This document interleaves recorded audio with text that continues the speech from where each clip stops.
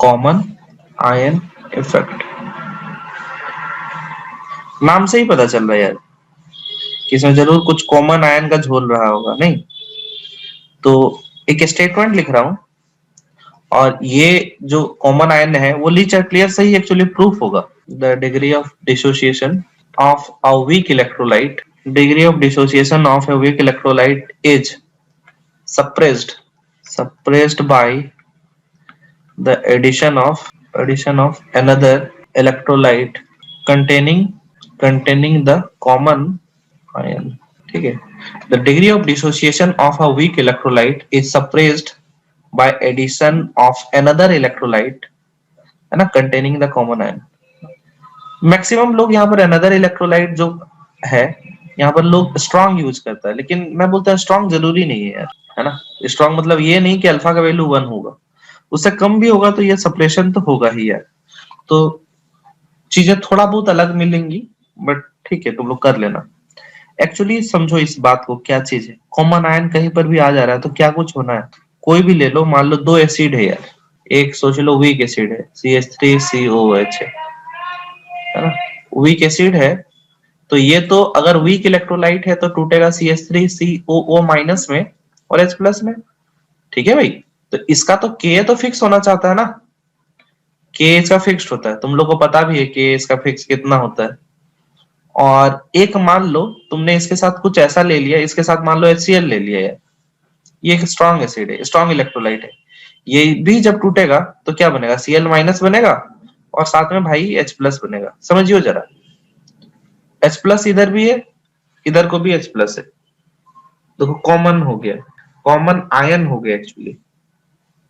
तो जब ये कॉमन आयन हो गया तो ये तो टूटने का टाइम तो नहीं देखेगा, ये स्ट्रॉन्ग इलेक्ट्रोलाइट है, ये तो कंप्लीटली डिसोसिएट करेगा। तो जैसे ही तुमने इन दोनों का मिक्सचर ले लिया तो क्या हो गया, इसका मतलब तुमने ऊपर से यहाँ पर H प्लस डाला है तुमने।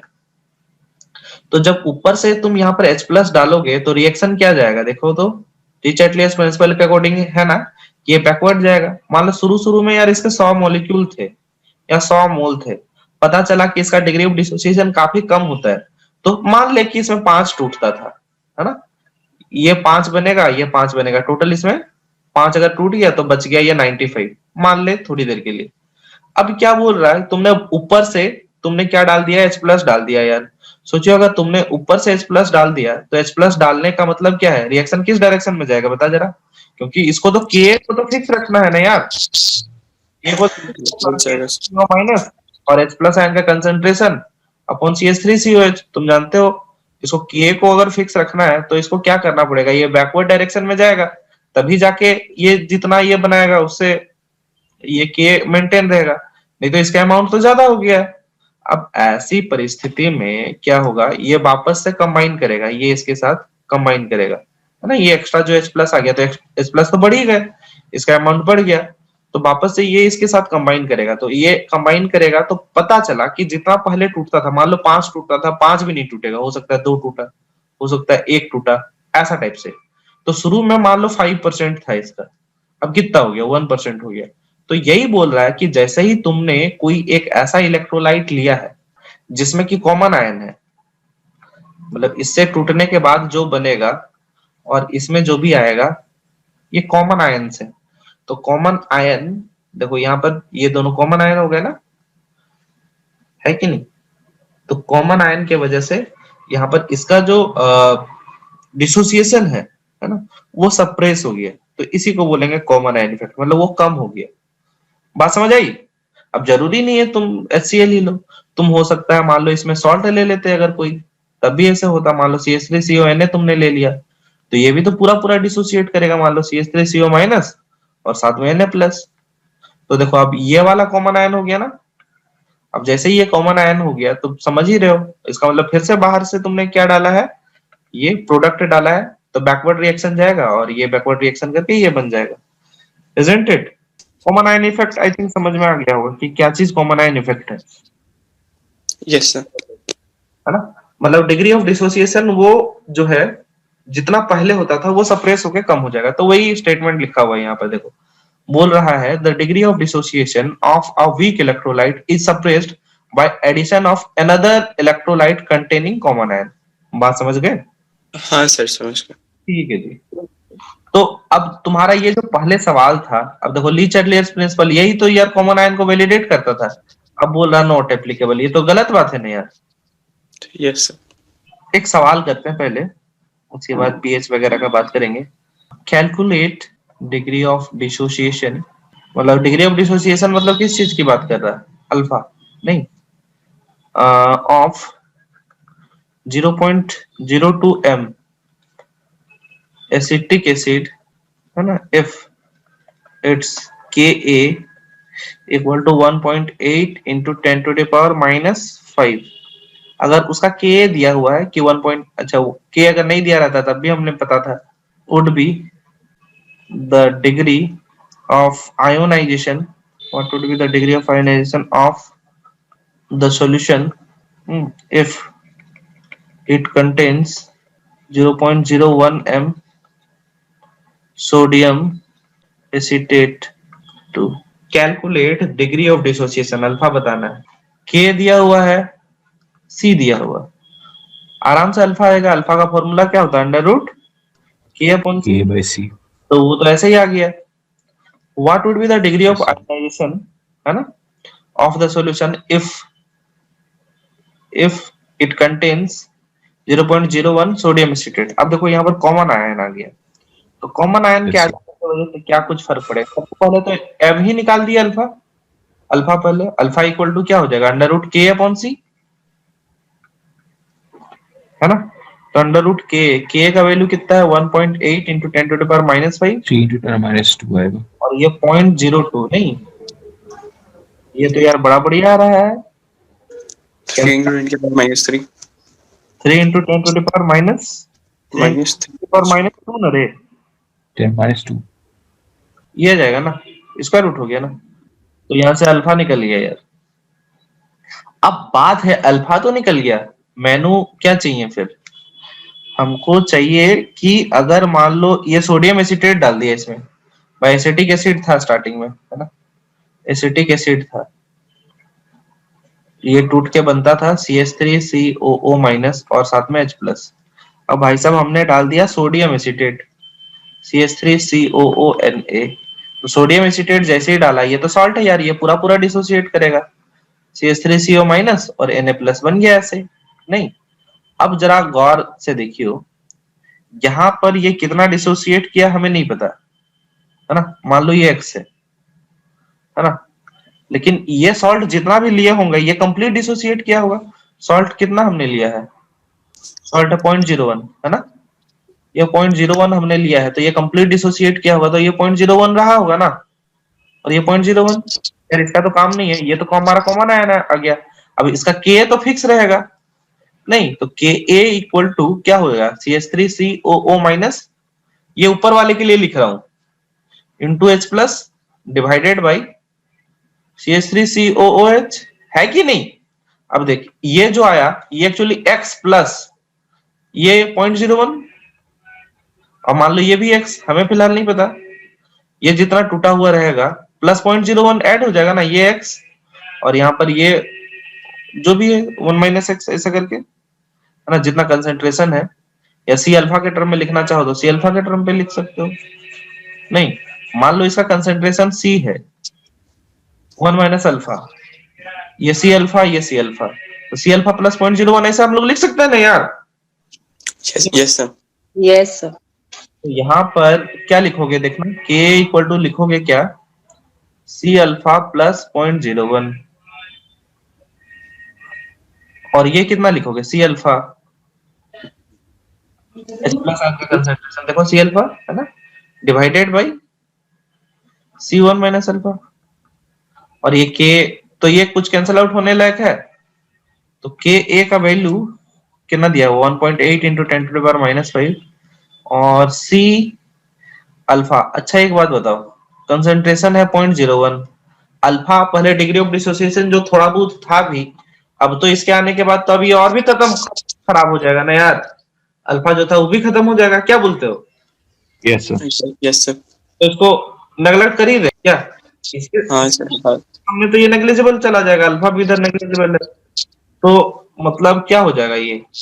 1.8 into 10 to the power minus 5 equal to ये 0.1 0.01 और ऊपर में अल्फा बच यही बचा, तो अल्फा इक्वल टू यहाँ से कितना आ गया 1.8 into 10 to the power minus 5 divided by 0.01, मतलब क्या हो गया 1.8 into 10 to the power minus 3, ये आ रहा है क्या? बता दे भाई। पहले था ये कितना 3.10 to the power minus 2, अब आ गया 1.8 into 10 to the power, देखो घट गया नहीं यार, बहुत घट गया। सप्रेशन हुआ ना, बता दिया जाए, समझ आ रहा है या नहीं आ रहा? या ये यस सर। यहाँ पर से कुछ कुछ हमने एज्यूम करा, वो उस पॉइंट में हो सकता है कि तुम लोग क्लियर नहीं हुआ होगा, तो प्लीज मैं आप देखो मैंने क्या किया है, इसको नेग्लेक्ट कर दिया यार 0.01 के सामने, क्योंकि अल्फा इसे ही कम होगा, तो अल्फा को लेके क्या करेंगे, प्रोडक्ट तो और छोटा हो गया, खत्म हो गया। ये खुद से करना है फिर, जो नेक्स्ट सवाल मैं दूंगा अभी। Degree of ionisation of pyridine, pyridine का निकालना है ना। पायरिडीन बोले तो कौन सा पायरिडीन, क्या होता है C5H5N ना, C5H5N पायरिडीन ना। in its 0.1 m solution, in its 0.1 m solution, Kb for pyridine is 1.5 into 10 to the power minus 9. What would be the degree of ionization of pyridine solution if it also contain 0.1 m NaOH? ये लिख रखा है यार, देखिए common ion तो कैसे जाएगा sir, दोनों ही बेस है। पायरिडीन है C6H5, तो H प्लस यहाँ से अगर एक्सेप्ट कर रहा तो C6H5NH प्लस, C6H5N के साथ मान लो H, ये प्लस आ गया और साथ में OH माइनस रिलीज कर रहा, ठीक है। NaOH भी क्या रिलीज करेगा, OH माइनस करेगा। आ जाएगा ना कॉमन आयन। हाँ सर। करो फिर, कितना आ रहा है सर 1.5 into 10 पर minus 8 आ रहा 1.5 into 10 to the power minus 8, ये आ गया भाई अल्फा आंसर, यही दे रखा है, बहुत बढ़िया ना। सर ये तो NaOH मिलाने के बाद आएगा ना, पहले वाले तो पहले जो finalisation 1.23 into 10 to the power minus 4, NaOH डालने के बाद ही बोल रहा वो। नेक्स्ट वाला बनाओ, कितना कितना आंसर आ रहा है बताओ। पहले वाले का 3.6 into 10 to the power minus 5, बिल्कुल सही। अमोनियम आयन कंसंट्रेशन है ना, सबसे शुरू में अगर अमोनिया को वाटर में डालोगे तो क्या बनेगा, NH4 plus NOH minus. NH4 plus और OH माइनस बनेगा। तो कॉमन आयन कैसे नहीं जा रहा है यार यहाँ पर से, अमोनियम आयन पे कहाँ कॉमन आयन है अपने को, तो अमोनियम आयन OH माइनस पे जा रहा है ना, तो दोनों पे लगना क्या जरूरी है, इस इक्विलिब्रियम पे लग रहा है कि नहीं, ये तो कॉमन आयन आ गया ना यार, इसका भी मिलना जरूरी है तभी कॉमन आयन होगा। दोनों में से कोई एक कॉमन आयन आ गया तो कॉमन आयन चला जाएगा ना यार। तो इसका केबी तो हमेशा फिक्स रहेगा ना बच्चा। Yes sir. तो केबी इक्वल टू क्या हो जाएगा बताओ। अच्छा NH4 प्लस का कंसंट्रेशन और OH माइनस का कंसंट्रेशन, OH माइनस का कंसंट्रेशन डिवाइडेड बाय ये अमोनिया। ओके। अब जरा देखो यहाँ पर से तुम क्या लिखते, यहाँ पर मान लो इसका कंसंट्रेशन C है, मान लो 1 माइनस अल्फा, ये C अल्फा, ये C अल्फा होता ना, इसमें इसका कंसंट्रेशन क्या हो जाएगा सी अल्फा प्लस 0.01 होगा ना, तो सी अल्फा तो नेग्लेक्ट ना हो जाएगा। ये स्ट्रॉन्ग बेस के सामने इसका क्या वैल्यू है, तो यस 0.01 इंटू इसका कंसंट्रेशन बस सर समझ गए। डिवाइडेड बाय इक्वल टू केबी का वैल्यू दे रखा है, देखो खत्म है काम। ये वाला आया है सॉल्यूशन वाला, ये वाला H प्लस आयन का कंसंट्रेशन कितना आ रहा है 0.05 आंसर में दे रखा है, देख लो भाई। ये अल्फा नेग्लेक्ट हो जाएगा। माइनस का कंसंट्रेशन दे रखा है 3.5 into 10 to the power minus 5, ऐसा कुछ दे रखा है। दोनों का पूछा है ना। Yes sir. यस सर, ये दोनों आ गया। यस सर आ गया। हाँ सर। लेकिन एक और कर लो, what concentration of HCOO minus is present in a solution of 0.015 m formic acid and 0.02 m HCl। Sir formic acid का के कितना लेंगे? 1.8 इंटू 10⁻⁻4 होता है। वैसे मैं तुम लोगों को बता दूं, कई बार होता है ना कि फॉर्मिक एसिड और एसिटिक एसिड दोनों ही का नहीं दिया होता है ना। तुम लोग एक बात याद रखना कि एसिटिक एसिड का तो फिक्स है ना, CH3COH तुम लोग लिखे भी हो गए आई थिंक 1.8। एनसीईआरटी में दिया हुआ भी है।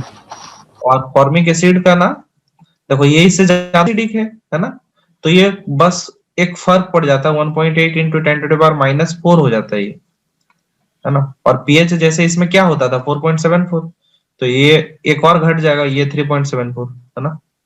ये करके देखो देखो HCO माइनस का दिया है 1.35 इंटू 10⁻⁻4। देख ले भाई 1.35 इंटू 10⁻⁻4। हाँ सर आ गया। Yes sir, आ गया। डायरेक्ट के का फॉर्मूला अगर लगा दिए H प्लस तुम HCO माइनस अपॉन क्या हो जाएगा HCOH, क्या इसको तोड़ोगे तो यही आएगा ना यार। HCOH जब टूटेगा तो क्या बनेगा H प्लस और HCO माइनस के, ये हो गया। H प्लस का कंसंट्रेशन कितना दिया हुआ 0.02, ये HCl है तो इसके सामने और क्या ही बात रहेगा, HCl का ही सब रहेगा ना यार, इसका तो लगभग नहीं के बराबर रहेगा, इसका हाँ सर। निकालना है। और ये इसका कंसंट्रेशन ऑलरेडी दे रखा है, कितना दे रखा है 0.015। के का वैल्यू दिया हुआ है, कितना दिया हुआ तो नहीं है हाँ समझ गया। ये डायरेक्ट नहीं निकल जाएगा, खत्म है यार सवाल। हाँ नेक्स्ट के का वैल्यू देख रहे हो 5%, बहुत ज्यादा। Yes sir. मतलब अल्फा का वैल्यू तो और भी ज्यादा हुआ होगा, नहीं तो कैसे नेग्लेक्ट करोगे, फिर नेग्लेक्ट नहीं कर सकते इसमें अल्फा। यस कॉन्सेप्ट समझ गया बस बात को, तो वो कैसे देखोगे, के का वैल्यू देख के पता चला हुआ है। अल्फा का भी वहां से वैल्यू निकाल के देखो। हाँ तो अल्फा का वैल्यू निकाल लोगे तो पता चल जाएगा वहां पर से। CHCl2 COH, नहीं ये डिसोसिएट करेगा तो बनाएगा CHCl2 CO माइनस और साथ में H प्लस, है कि नहीं। उसी तरह बनेगा, उसका सॉल्ट ले लिया CHCl2 CONA, ये ना, ये डिसोसिएट करेगा ये तो पूरा कर जाएगा CHCl2 COO माइनस और साथ में Na प्लस, है कि नहीं। यहां पर से Ka आ जाएगा CHCl2 CO minus H plus divided by CHCl2 CH 0.2 m solution of, ये 0.2 m दिया हुआ ना 1 माइनस अल्फा 0.2 अल्फा 0.2 अल्फा, ये कितना दिया हुआ 0.1 दिया हुआ, तो ये पूरा टूट जाएगा 0.1 मतलब के ए का वैल्यू आएगा, ये हो जाएगा 0.1 plus 0.2 alpha, H plus ion का concentration 0.2 alpha divided by 0.2 1 minus alpha, ये ना के का वैल्यू भी तो पता है हमें 0.05 equal to 0.1 plus 0.2 alpha into alpha divided by 1 minus alpha, ये यहाँ पर से हो जाएगा 5/100, 1 प्लस 2 अल्फा 1/4 आएगा ना। हाँ वही तो 0.25 अल्फा 0.25 आ रहा है, और सी अल्फा करेंगे H प्लस कंसंट्रेशन के लिए तो 0.05 आ रहा है सर। तो हो सकता है फिर इसमें गड़बड़ दिया होगा यार, ये आ जाएगा मान लो अल्फा प्लस 2 अल्फा, यहाँ पर 1 माइनस अल्फा ना, तो ठीक है यार 1 माइनस अल्फा इक्वल टू इस साइड क्या हो गया 2 अल्फा प्लस 4 अल्फा स्क्वायर, हाँ अब तो हो जाएगा ना 4 अल्फा स्क्वायर, ये अल्फा उस साइड आ गया plus 3 alpha minus 1 equal to 0, ये ना d equal to B square minus 4ac होता है, बी स्क्वायर माइनस 4ac मतलब 16 minus B plus minus root D by 2 into 4, यही ना अल्फा का वैल्यू यही निकलता होता है ना यार क्वाड्रेटिक में तुम लोग, तो ये क्या हो जाएगा -3, ये क्या आ जाएगा 1/4 आ गया। बाई 8, ये ना ये हो जाएगा 2/8 मतलब 1/4, मतलब 0.25। H प्लस का कंसंट्रेशन चाहिए यार, H प्लस का कंसंट्रेशन 0.2 अल्फा है। हाँ यार, तब तो वही आना चाहिए, 2.25 ना। तो ये कितना आएगा, 0.05। बात करेंगे मान लो pH calculation of mixture of two weak acid का, वीक एसिड और वीक एसिड का। बाकी सब तो हम लोग स्ट्रॉन्ग एसिड के साथ देख लिए। मान लो mixture of two weak acid बोलते हैं, वीक एसिड है ना। हो सकता है एक HA है, दूसरा हो सकता है HB है। HA डिसोसिएट करेगा H प्लस A माइनस। मान लो इसका डिग्री ऑफ डिसोसिएशन अल्फा 1 है और इसका K1 है आयनेशन कांस्टेंट। इसका मान लो H प्लस और B माइनस। इसका मान लो अल्फा 2 है और इसका Ka2 है आयनेशन कांस्टेंट। ठीक है भाई। अब एक बात बताओ, अब ये जो दोनों का मिक्सचर ले लिया तो क्या हो जाएगा। मान लो इसका कंसंट्रेशन तुमने C1 लिया है, इसका कंसंट्रेशन मान लो C1 लिया है, तो C1 ये क्या हो जाएगा, 1 माइनस अल्फा 1। ये H प्लस कितना बनेगा बता, C1 alpha 1, C1 alpha 1 starting में। ये क्या हो जाएगा, C2 मान लो इसका कंसंट्रेशन तुमने लिया 1 minus alpha 2, C2 alpha 2, C2 alpha 2। Agree, yes और नो। अब देखो ये H प्लस दोनों का कॉमन है ना यार, तो यहाँ पर लिख दे C2 अल्फा 2 और यहाँ पर लिख दे C1 अल्फा 1। हाँ या ना। Yes sir. Yes sir. तो यहाँ पर से Ka1 जो होगा वो कितना आ जाएगा, Ka1 इक्वल टू मतलब यही H प्लस आयन का कंसंट्रेशन या माइनस का कंसंट्रेशन डिवाइडेड बाई कंसंट्रेशन। तो ये क्या हो जाएगा, H प्लस का कंसंट्रेशन क्या है, C1 alpha 1 plus C2 alpha 2 into A minus का concentration C1 alpha 1 divided by HA C1 1 minus alpha 1। यही हो जाएगा K1। उसी तरह Ka2 क्या हो जाएगा, Ka2 डायरेक्ट में लिख रहा हूं C1 alpha 1 plus C2 alpha 2 into into क्या C2 alpha 2 divided by C2 1 minus alpha 2। क्या यही हो जाएगा ना बच्चे। एक सवाल करो, calculate H plus ion in a solution containing 0.1 m formic acid, 0.1 m HOCN. Ka for formic acid and HOCN are 1.8 into 10 to the power minus 4 and 3.3 into 10 to the power minus 4 respectively. ठीक है भाई, ये दे रखा है।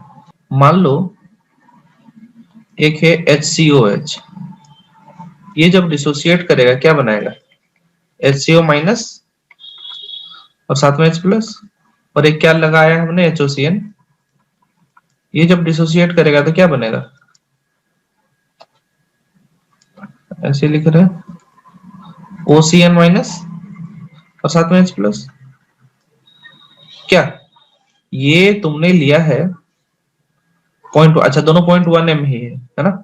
0.1 1 minus मान लो इसका degree of dissociation alpha 1 है, तो 0.1 अल्फा 1 0.1 अल्फा 1 है कि नहीं। HOCN का भी तुमने 1 m ही लिया है, मान लो ये 1 माइनस अल्फा 2 मैं लिख रहा हूँ 0.1 अल्फा 2 0.1 अल्फा 2। एग्री, यस और नो, यहाँ तक कोई दिक्कत नहीं सर। लेकिन यहाँ पर ये कॉमन आयन जो है तो जुड़ जाएगा ना यार। अब भाई बात ये है कि इसका दोनों का Ka वगैरह दिया हुआ है, दोनों का अगर Ka दिया हुआ है, मान लो पहले का Ka दिया हुआ, Ka1 की बात कर रहा हूँ, Ka1 जो आएगा HCO माइनस का कंसंट्रेशन और H प्लस का कंसंट्रेशन डिवाइडेड बाय HCOH का कंसंट्रेशन, मतलब क्या आएगा देखो तो 0.1 अल्फा 1 प्लस 0.1 अल्फा 2 है ना इनटू 0.1 अल्फा 1 डिवाइडेड बाय ये क्या आ जाएगा 0.1 1 माइनस अल्फा 1 जो हमने लिखा है यही तो लिखा है। K2 क्या आ जाएगा, H प्लस आयन का कंसंट्रेशन और OCN माइनस का concentration, OCN minus concentration divided by HOCN का कंसंट्रेशन है ना। ये आ जाएगा कितना, ये है H plus 0.1 alpha 2 plus 0.1 alpha 2 divided by sorry into 0.1 alpha 2 divided by 0.1 1 minus alpha 2 ये जाएगा, हाँ या ना? Yes sir. अब जरा इन दोनों को ध्यान दो, अगर मान लो इनको डिवाइड कर देंगे यार, तो देखो अल्फा 1 और अल्फा 2 में रिलेशन आ जाएगा, बाकी सारा खत्म ही हो जाएगा लगभग। नहीं, ये सारा टर्म तो खत्म, ये दोनों एक दूसरे कॉमन आ गया ना, कैंसिल आउट हो गया ना ये वाला टर्म। Yes sir. ये वाला टर्म अगर गौर से देखो कि डिवाइड अगर कर दोगे, मान लो k 2 अपॉन k 1 k, तुम्हारी मर्जी है जो भी करो, तो ये देखो ये वाला टर्म कैंसिल आउट हो जाएगा, ये वाला टर्म कैंसिल आउट हो जाएगा, अल्फा 1 और अल्फा 2 के बीच में रिलेशन आ जाएगा। और जैसे ही अल्फा 1 और अल्फा 2 के बीच में रिलेशन आ गया, कोई भी एक इक्वेशन में पुट करोगे तो अल्फा का वैल्यू भी आ जाएगा, हाँ या नहीं? भाई यहां से अल्फा 1 और अल्फा 2 में रिलेशन आएगा, बाकी सब तो कैंसिल आउट हो जाएगा, है कि नहीं? तुम समझ पा रहे हो कि नहीं? बोलो जल्दी। Yes sir. Yes sir. तो निकाल लिया तुमने रिलेशन अल्फा 1 एंड अल्फा 2 के बारे में, एक बार रिलेशन आ गया, और जैसे ही रिलेशन, मैं इसको पूरा सॉल्व नहीं कर रहा हूँ, तुम लोगों को करना है ये, अल्फा 1 और अल्फा 2 में जैसे ही रिलेशन आ गया, तो कोई भी एक इक्वेशन में पुट करो, देखो ना, जैसे अल्फा 1 के अल्फा 2 का वैल्यू पुट करोगे तो देखो इक्वेशन पता है, k1 का भी वैल्यू पता है, तो वहां पर से फिर अल्फा 1 भी आ जाएगा, बोला अल्फा का भी वैल्यू आ गया। और H प्लस आयन का कंसंट्रेशन पूछ रहा ना, H प्लस आयन का कंसंट्रेशन क्या हो जाएगा, 0.1 अल्फा 1 प्लस 0.1 अल्फा 2, मतलब 0.1 अल्फा 1 प्लस अल्फा 2 कर दोगे तो आ जाएगा आंसर। H प्लस आयन का कंसंट्रेशन वही पूछ रहा है ना। सर यहाँ पे तो कंसंट्रेशन सेम था दोनों का, बट अगर डिफरेंट होगा तो फिर दिक्कत होगी ना।